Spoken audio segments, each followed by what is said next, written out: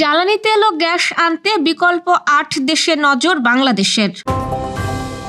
দেশের বাজারে আবারও কমানো হয়েছে সোনার দাম। পদ্মায় বাসডুবি, চলছে তৃতীয় দিনের উদ্ধার কাজ। মোরেলগঞ্জে অনুমতি ছাড়াই বিদ্যালয়ের গাছ কাটাকে ঘিরে তোলপাড়। এশিয়ান আর্চারিতে স্বর্ণ জিতল বাংলাদেশ। হরমুজ প্রণালী খুলে দিতে ইরানকে এবার ৬ এপ্রিল পর্যন্ত সময় দিয়েছে ট্রাম্প। ঢাকাসহ কিছু এলাকায় ঝড় বৃষ্টির আভাস। দর্শক, শুনছিলেন দিনের শীর্ষ খবরের প্রধান শিরোনাম, এবার বিস্তারিত। তার আগে আমাদের ইউটিউব চ্যানেল সাবস্ক্রাইব করুন এবং সব খবর পেতে ফেসবুক পেজ ফলো করে রাখার পাশাপাশি ওয়েবসাইট ভিজিট করুন। মধ্যপ্রাচ্যের দরজা বন্ধ থাকায় জ্বালানি তেল ও গ্যাসের বিকল্প উৎস খুঁজছে বাংলাদেশ। এদিন কাতার, ওমান ও সংযুক্ত আরব আমিরাতের ওপর নির্ভরশীল থাকলেও এখন সিঙ্গাপুর, মালয়েশিয়া, ভারত, অ্যাঙ্গোলা ও থাইল্যান্ড থেকেও সংগ্রহ করা হচ্ছে তেল গ্যাস। নতুন করে যোগাযোগ করা হয়েছে ইন্দোনেশিয়া, দক্ষিণ আফ্রিকা ও অস্ট্রেলিয়ার সঙ্গে। এসব দেশের বন্দর থেকে এরই মধ্যে জ্বালানি তেল ও গ্যাস নিয়ে এসেছে ২১টি জাহাজ। গতকাল বৃহস্পতিবারও ডিজেল ও জেট ফুয়েল বোঝাই একটি জাহাজ নোঙর করেছে চট্টগ্রাম বন্দরে। মালয়েশিয়া থেকে এলপিজি বোঝাই এবং ইন্দোনেশিয়া থেকে এলএনজি বোঝাই আরও একটি জাহাজ আসবে এই মাসে। বেশি দামে কেনা হলেও এসব দেশ থেকে পণ্য আনতে পাড়ি দিতে হচ্ছে না হরমুজ প্রণালী। তাই বিকল্প এই ৮ দেশের সঙ্গে যোগাযোগ আরও বাড়ানো হচ্ছে। যুক্তরাষ্ট্র, কানাডা, রাশিয়া ও ইরাকের সঙ্গেও যোগাযোগ করেছিল বাংলাদেশ। অর্থ ও সময় সাশ্রয় না হওয়াতে সেটি সফল হয়নি।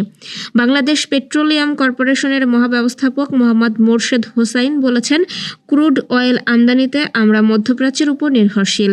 হরমুজ প্রণালীতে বাধা পাওয়ায় যুদ্ধ শুরুর পর ক্রুড অয়েলের কোনো জাহাজ দেশে আসেনি। এখন তাই বিকল্প দেশের দ্বারস্থ হয়েছি আমরা।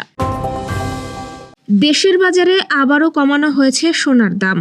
সবচেয়ে ভালো মানের বা ২২ ক্যারেট সোনার প্রতি ভরি ৬,৫৯০ টাকা কমিয়ে নতুন দাম নির্ধারণ করা হয়েছে ২,৩৪,৮৫৫ টাকা। আজ সকালে ১০টা থেকে এই দর কার্যকর হয়েছে বলে জানিয়েছে বাংলাদেশ জুয়েলার অ্যাসোসিয়েশন। স্থানীয় বাজারে তেজাবি সোনার দাম কমার পরিপ্রেক্ষিতে এই মূল্য সমন্বয় করা হয়েছে। এর আগে গত ২৫শে মার্চও সোনার দাম ভরিতে ৫,৪৮২ টাকা কমানো হয়। সব মিলিয়ে টানা ৭ দফায় ভালো মানের সোনার ভরিতে দাম কমেছে ৩৫,৫৭৫ টাকা। বাজুসের প্রাইসিং ও প্রাইস মনিটরিং সংক্রান্ত স্থায়ী কমিটির বৈঠকে এই সিদ্ধান্ত নেওয়া হয়। পরে কমিটির চেয়ারম্যান ডাক্তার দেওয়ান আমিনুল ইসলাম শাহীন স্বাক্ষরিত বিজ্ঞপ্তিতে বিষয়টি জানানো হয়। নতুন নির্ধারিত দামে ২১ ক্যারেট সোনার ভরি ৬,২৯৯ টাকা কমিয়ে দাঁড়িয়েছে ২,২৪,১৮২ টাকা এবং ১৮ ক্যারেট সোনার ভরি ৫,৩৬৬ টাকা কমে হয়েছে ১,৯২,১৬৪ টাকা। এছাড়াও সনাতন পদ্ধতির সোনার ভরি ৪,৪৩২ টাকা কমে নির্ধারণ করা হয়েছে ১,৫৬,৪৭৩ টাকা। এদিকে সোনার দাম কমলেও রূপার দামে কোনো পরিবর্তন আনা হয়নি। ২২ ক্যারেটের রূপা ভরি ৫,৩৬৫ টাকা, ২১ ক্যারেটের ৫,১৩২ টাকা, ১৮ ক্যারেটের ৪,৪৩২ টাকা এবং সনাতন পদ্ধতির রূপার ভরি ৩,৩২৪ টাকায় অপরিবর্তিত রয়েছে। রাজবাড়ীর দৌলদিয়া ফেরিঘাটে বাস দুর্ঘটনায় তৃতীয় দিনের মতো উদ্ধার কার্যক্রম শুরু করেছে ফায়ার সার্ভিস, নৌবাহিনী ও কোস্ট গার্ডের ডুবুরি দল। আজ সকাল ৮টা থেকে উদ্ধার কাজ শুরু করে তারা। বিষয়টি নিশ্চিত করেছেন গোয়ালন্দ উপজেলা ফায়ার সার্ভিসের উপসহকারী পরিচালক সোহেল রানা। এদিকে বাস দুর্ঘটনায় এখনও একজন নিখোঁজ রয়েছে বলে দাবি করেছে তার পরিবার। নিখোঁজ ব্যক্তির নাম রিপন। তার বাড়ি রাজবাড়ীর বালিয়াকান্দি উপজেলায়। রিপনের পরিবারের দাবি, রাজবাড়ী নতুন বাজার এলাকা থেকে ঢাকাগামী সৌহার্দ্য পরিবহনের বাসটি ওঠেন তিনি। দুর্ঘটনার পর থেকে তার আর কোনো খোঁজ পাওয়া যাচ্ছে না। বৃহস্পতিবার পর্যন্ত এই দুর্ঘটনায় মোট ২৬ জনের মরদেহ উদ্ধার হয়েছে এবং সেগুলো স্বজনদের কাছে হস্তান্তর করেছে প্রশাসন। বাগেরহাটের মোরেলগঞ্জে অনুমতি ছাড়াই বিদ্যালয়ের গাছ কাটার অভিযোগ উঠেছে। উপজেলার হোগলাবুনিয়া ইউনিয়নের ফকিরবাড়িয়া মাধ্যমিক বিদ্যালয়ে ১২টি গাছ কেটে বিক্রি করা হয়েছে বলে স্থানীয়দের দাবি। তাদের অভিযোগ, পরিবেশের ক্ষতি করে কোনো কারণ ছাড়াই এসব গাছ কাটা হয়েছে। তবে বিদ্যালয় কর্তৃপক্ষ বলছে, রুম সংকট দূর করতে উন্নয়ন কাজের জন্য গাছ কাটা হয়েছে এবং বিষয়টি কমিটির সিদ্ধান্তে হয়েছে। এদিকে উপজেলা মাধ্যমিক শিক্ষা কর্মকর্তা জানিয়েছেন, তাকে কিছুই জানানো হয়নি। উপজেলা নির্বাহী কর্মকর্তা বিষয়টি তদন্ত করে ব্যবস্থা নেওয়ারও নির্দেশ দিয়েছেন। ফুটবলে ভিয়েতনামের বিপক্ষে জয় না পেলেও আর্চারিতে ঠিকই প্রতিশোধ নিল বাংলাদেশ। থাইল্যান্ডের ব্যাংককে অনুষ্ঠিত এশিয়ান আর্চারি টুর্নামেন্টে কম্পাউন্ড পুরুষ দলগত বিভাগে ভিয়েতনামকে হারিয়ে স্বর্ণপদক জিতেছে বাংলাদেশ। আজ সকালে অনুষ্ঠিত ফাইনালে দুর্দান্ত পারফরমেন্স দেখান বাংলাদেশের 3 আর্চারি হিমু বাছার, রাকিব নেওয়াজ ও ঐশ্বর্য। শুরু থেকেই নিয়ন্ত্রিত শুটিংয়ে এগিয়ে থাকা বাংলাদেশ শেষ পর্যন্ত 231/225 পয়েন্টে জয় নিশ্চিত করে। 6 পয়েন্টের ব্যবধানে ভিয়েতনামকে হারিয়ে চ্যাম্পিয়ন হয় লাল সবুজের প্রতিনিধিরা। এর আগে টুর্নামেন্টে বাংলাদেশ একক কিংবা মিশ্র কোনো ইভেন্টেই সেমিফাইনালে উঠতে পারেনি। তবে কম্পাউন্ড পুরুষ দলগত বিভাগের ধারাবাহিক পারফরমেন্সে ফাইনালে জায়গা করে নেয় দলটি এবং শেষ পর্যন্ত সেখানেই আসে সাফল্য। হরমুজ প্রণালী খুলে দিতে ইরানকে বেঁধে দেওয়া সময়সীমা 10 দিন বাড়িয়েছে মার্কিন প্রেসিডেন্ট ডোনাল্ড ট্রাম্প।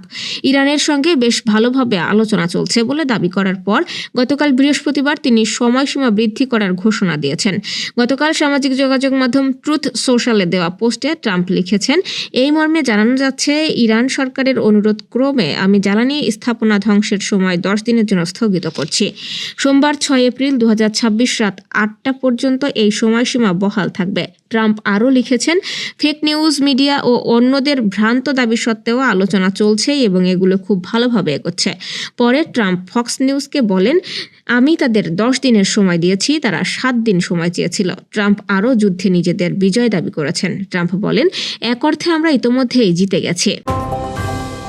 রাজধানী ঢাকা সহ দেশের বিভিন্ন অঞ্চলে আজ দমকা হাওয়া সহ বৃষ্টি বা বজ্রবৃষ্টি হতে পারে বলে জানিয়েছে আবহাওয়া অধিদপ্তর। আজ ভোর 4টা থেকে দুপুর 1টা পর্যন্ত দেওয়া পূর্বাভাসে বলা হয়েছে, ময়মনসিংহ, কুমিল্লা ও সিলেট অঞ্চলের উপর দিয়ে অস্থায়ীভাবে দমকা বা ঝোড়ো হাওয়া বয়ে যেতে পারে। এ সময় ঘন্টায় 45 থেকে 60 কিলোমিটার বেগে পশ্চিম বা উত্তর পশ্চিম দিক থেকে হাওয়া প্রবাহিত হওয়ার পাশাপাশি বৃষ্টি অথবা বজ্রসহ বৃষ্টি হতে পারে। এই পরিস্থিতিতে সংশ্লিষ্ট এলাকার অভ্যন্তরীণ নদীবন্দরগুলোকে 1 নম্বর সতর্ক সংকেত দেখাতে বলা হয়েছে। অন্যদিকে আগের দিন রাতে দেওয়া সারা দেশের পূর্বাভাসে অধিদপ্তর জানিয়েছে, আজ সন্ধ্যা 6টার মধ্যেই রংপুর বিভাগ, খুলনা বিভাগ ও সিলেট বিভাগের 2-1 জায়গায়ও ঝোড়ো হাওয়া সহ বৃষ্টি বা বজ্র সহ বৃষ্টি হতে পারে। তবে দেশের অন্যান্য অঞ্চলে আংশিক মেঘলা আকাশ সহ আবহাওয়া প্রধানত শুষ্ক থাকতে পারে বলে জানানো হয়েছে। একই সঙ্গে দিন ও রাতের তাপমাত্রা সামান্য বাড়তে পারে বলেও জানিয়েছে আবহাওয়া অধিদপ্তর। দর্শক, এই ছিল এখনকার আয়োজন। পরবর্তী খবর দেখুন বেলা 2:30টায়। এতক্ষণ সাথে থাকার জন্য ধন্যবাদ।